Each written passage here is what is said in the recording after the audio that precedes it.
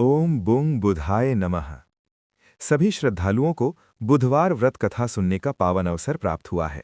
जो भी श्रद्धा और विश्वास के साथ इस कथा को सुनता है, उसके जीवन से दरिद्रता, बाधा और कर्ज दूर होते हैं तथा घर में सुख, शांति और धन की वृद्धि होती है। एक समय की बात है। एक प्राचीन नगर में एक गरीब व्यापारी रहता था। उसका नाम माधव था। वो अत्यंत ईमानदार, परिश्रमी और दयालु स्वभाव का था। वो कभी किसी को धोखा नहीं देता था। फिर भी उसके व्यापार में निरंतर हानि होती रहती थी। जितना कमाता उससे अधिक खर्च हो जाता। धीरे धीरे उस पर कर्ज चढ़ गया। घर में तंगहाली बढ़ गई। पत्नी चिंतित रहने लगी।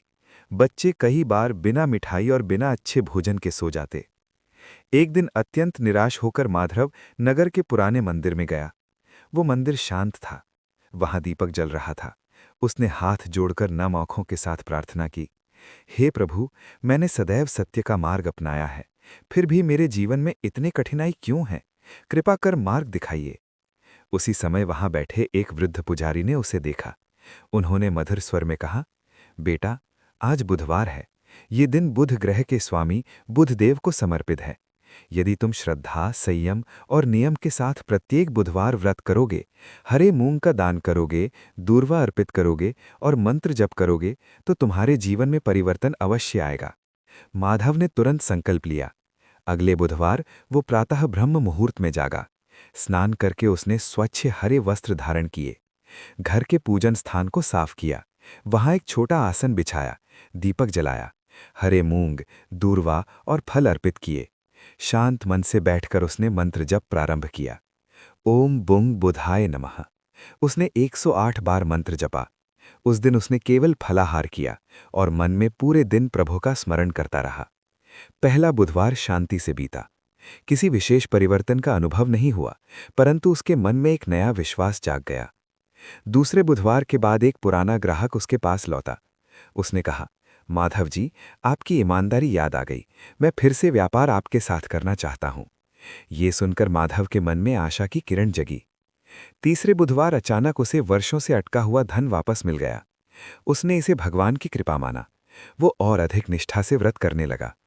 कुछ महीनों बाद पड़ोसी व्यापारी उसका उपहास करने लगे। वे बोले, क्या बुधवार रखने से कोई धनवान बन जाता है?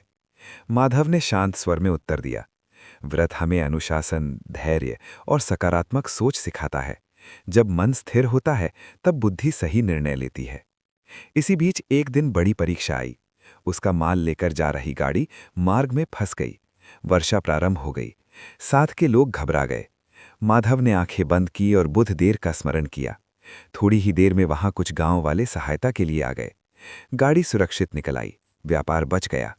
उस दिन माधव का विश्वास और भी दृढ़ हो गया। धीरे धीरे उसका व्यापार बढ़ने लगा, लाभ होने लगा। उसने पुराने कर्ज चुका दिए। घर में फिर से प्रसन्नता लौट आई। उसकी पत्नी के चेहरे पर मुस्कान आ गई। बच्चों को अच्छा भोजन और शिक्षा मिलने लगी। माधव ने समृद्ध होने के बाद अहंकार नहीं किया। वो प्रत्येक बुधवार गरीबों को हरे मूंग और फल वितरित करता, मंदिर में कथा करवाता, लोगों को प्रेरित करता कि श्रद्धा, संयम और सत्कर्म जीवन बदल देते हैं। वर्षों बाद वही माधव नगर का सम्मानित और समृद्ध व्यापारी बन गया। लोग उससे सफलता का रहस्य पूछते। वो मुस्कुराकर कहता, सच्ची श्रद्धा, नियमित व्रत और ईमानदार कर्म ही मेरा धन है।